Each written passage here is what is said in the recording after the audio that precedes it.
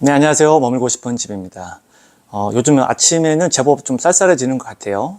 그래서 드디어 이제 지긋지긋한 여름이 가고 가을, 그다음에 이제 겨울이 올 건데, 이제 추워지는 걸 대비해서 이제 창을 바꾸시는 분들이 많아지신 것 같습니다. 저희한테도 이제 견적 문의가 좀 많이 증가했는데요. 이제 고객님들 입장에서 봤을 때, 창호 견적을 보는데 A 업체, B 업체가 창호 금액이 달라지는 거에 대해서 이게 왜 다를까 이런 의문을 가지실 수 있을 것 같아요.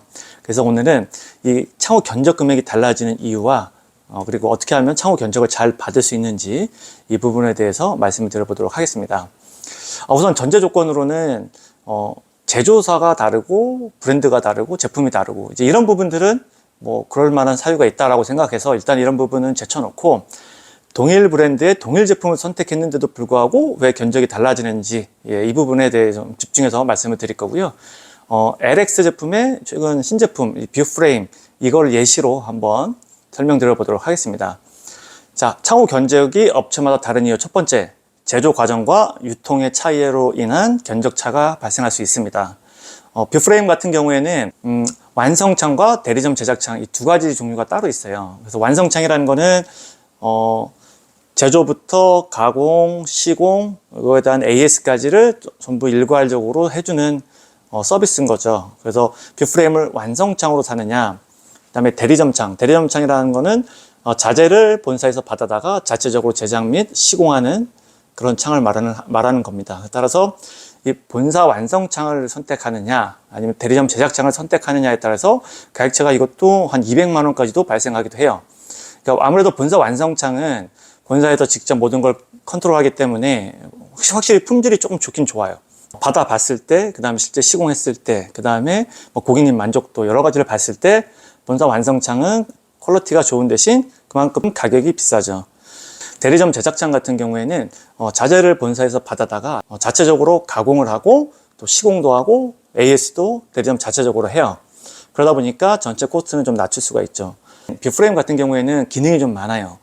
그래서 그 많은 기능을 이 대리점 제작창에서는 다 구현을 못하는 경우가 많아요.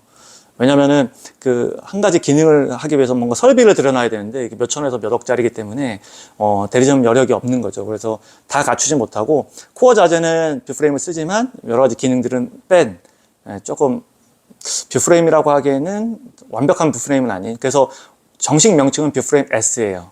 뷰프레임 S라는 거는 이제 대리점 제작창을 얘기하는 건데 이것도 이제 대리점마다 그 설비를 갖추고 있느냐 못 갖추고 있느냐에 따라서 좀 완벽한 뷰프레임일 수도 있고 아닐 수도 있는 그런 상황입니다. 그리고 이제 유통 과정이 그냥 대리점을 통해서 직접적으로 사시는 것과 또 이제 인테리어점을 끼고 가는 것에 따라서 또 이제 같은 제품이지만 이제 견적차가 발생할 수 있는 거죠. 그래서 이 견적차가 발생하는 가장 첫 번째는 바로 이런 제작 과정과 유통 과정의 차이로 인한 견적차가 발생할 수 있는 부분이 있습니다. 그다음에 이제 두 번째 이유는 이 부가 시공비에 따라서 견적이 달라질 수가 있습니다. 이 부가 시공비라는 거는 현장에 따라서 추가되는 시공비를 얘기하는 거예요. 예를 들어서 장비 같은 거는 1층, 2층, 3층, 그 다음에 15층, 20층 이런 층수에 따라 가격이 달라지기 때문에 이 장비가 부가 시공 중에 하나고, 그 다음에 현장이 예를 들어서 토탈 인테리어를 한다라고 하면 전체 인테리어를 새로 하기 때문에 보양이라고 하는 작업이 필요가 없죠. 보양이라는 거는 기존 바닥 벽지가 상하지 말라고 이렇게 꽁꽁 싸매는 작업이에요. 그래서 이제 보양비가 달라질 거고요. 그 다음에 발코니 창 바로 밑에 부분에 조그만 타일, 벽 쪽에 타일 가 있는 거, 이거를 이제 하부 타일이라고 표현하는데 이 타일을 새로 할 거냐 말 거냐. 그 다음에 도배가 상하기 때문에 도배를 가려주는 몰딩을 할 거냐 말 거냐. 그리고 엘리베이터 사용 승인 및 공사 신고, 엘리베이터 보양 이런 작업을 할 거냐 말 거냐. 이제 이런 거에 따라서 금액이 또 100만 원 이상 차이가 나요. 그래서 이제 고객님들 견적 물어보실 때 어느 아파트 몇 평인데 창 바꾸면 어느 정도 해요? 이렇게 물어보시면 어떤 업체는 사는 집을 기준으로 이런 부가시공 항목을 다 넣어서 견적을 주는 데가 있을 거고, 어떤 업체는 이런 부가시공은 현장에 따라 달라질 수 있습니다. 이렇게 한마디로 정의하고 그냥 기본적인 창과 시공비만 견적을 드릴 수가 있어요. 그러면 받아보시는 분 입장에서는 똑같은 제품을 똑같이 요청했는데 하나는 100만 원 이상 비싸고 하나는 100만 원 이상 싸게 견적을 받으실 수가 있는 거죠. 그래서 부가 항목은 사실 이제 들어가느냐 마느냐에 따라 차이가 나는 거고, 들어간다라고 했을 때는 가격은 거의 비슷해요. 뭐 사다리차, 뭐 몰딩, 뭐 하부 타일, 보양 이런 가격은 다 비슷한데 딱 한 가지 이제 좀 차이가 많이 나는 게 이 공사 신고 부분이에요. 보통 공사 신고를 하고 엘리베이터 보양을 하고 엘리베이터 사용료를 내고 이게 보통 한 40에서 50만 원 정도 비용이 들어가는데 이거를 이제 고객님께 관리사무소 신고 좀 해주세요 라고 해서 그냥 견적에 안 넣고 그 역할을 고객님께 하라고 하시는 분들도 계시고, 저희 같은 경우에는 공사 신고, 엘리베이터 보양, 그다음에 사용료 이런 거 다 저희가 견적에 포함해서 드려요. 왜 그러냐면 사실 고객님들께서 그 입주자 동의를 다 일일이 다니면서 받는 게 만만치가 않거든요. 그 다음에 이제 관리사무소 신고를 가끔 빼뜨리기도 하세요. 이제 바빠서 직장 생활 하시는 분들은 바빠서 잊어버릴 수도 있고, 그러면 공사 당일날 아침에 좀 문제가 많이 발생합니다. 그리고 이제 엘리베이터 같은 경우도 잘 보양을 해줘야 돼요. 이게 보양을 안 하면 창호를 철거하는 과정에서 엘리베이터 쓰는 경우가 많거든요. 사다리차를 쓴다고는 하지만 사실 사다리차로 다 내리기가 힘들어요. 왜냐면 원데이 시공이라는 걸 하기 위해서는 사다리차는 제품을 올리는 데 좀 집중을 해야 되거든요. 근데 철거품을 내리는데 그거 시간을 많이 써버리면은 원데이 시공이 쉽지 않기 때문에 실제로는 엘리베이터를 많이 쓰거든요. 근데 엘리베이터가 만약에 기스가 나거나, 근데 엘리베이터가 마침 또 새 거야.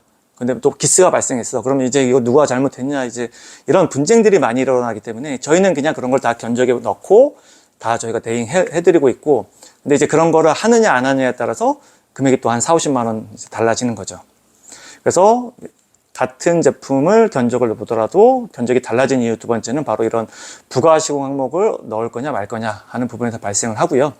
일단 마지막에 이제 세 번째는 창호업체의 마진 정책에 따라서 달라질 수가 있습니다.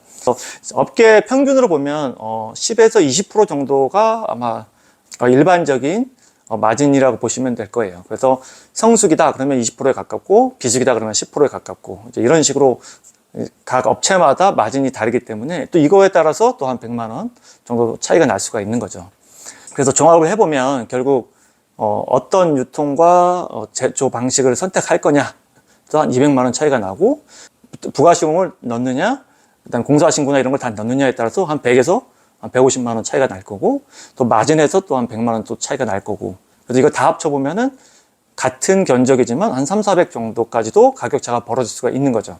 그래서 결국 이제 여러분들이 이제 견적을 받으실 때는 만약에 저라면 이렇게 받을 것 같아요. 일단 온라인상으로 뭐 LX 완성창 하나, LX 프로파일 대리점 제작창 하나, 그 다음에 뭐 KCC나 뭐 홈CC 뭐 이런 거 하나 이렇게 해서 한 세 군데 정도 견적을 일단 온라인상으로 받아보는 거죠. 그래서 대략적인 가격을 한번 파악을 해보시고, 그중에 그걸 보시고 난 다음에 하나를 선택하셔야 돼요.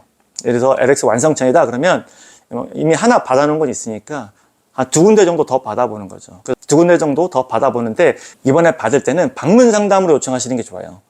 그래서 처음에 온라인으로 받았던 업체도 와서 직접 보고 견적 내달라. 그 다음에 추가로 두 군데 더 받는데도 직접 와서 보고 견적을 내달라라고 해야 그분들이 와서 구체적으로 어떤 식의 제품인지, 그 다음에 어떤 사양으로 할 건지, 부가 항목은 어떻게 될 건지, 이런 거를 구체적으로 현장을 보면서 얘기해야 더 이상 추가 비용이 발생하거나 그러지 않을 거고, 또한 견적도 어느 업체가 가장 좋은 견적을 주는지를 명확하게 아실 수 있을 것 같습니다. 가끔 보면은 이제 방문 상담을 좀 부담스러워 하시는 분들이 계신데, 현장 특이사항을 파악을 해야 정확한 견적이 나오기 때문에, 어떻게 보면 당연한 거예요, 그거는. 그래서 그거를 굳이, 뭐, 부담스럽게 생각하실 필요 없고, 또 다 영업사원들이 하는 역할이 그런 겁니다. 현장 가서 보고, 견적 내드리고, 설명드리고 하는 게 영업사원들이 하는 역할이니까, 큰 부담 없이 방문 상담 요청하셔도 될 것 같습니다. 네, 오늘은 창호 견적이 다른 이유와 어떻게 하면 창호 견적을 잘 받을 수 있는지에 대해서 말씀드려봤습니다. 감사합니다.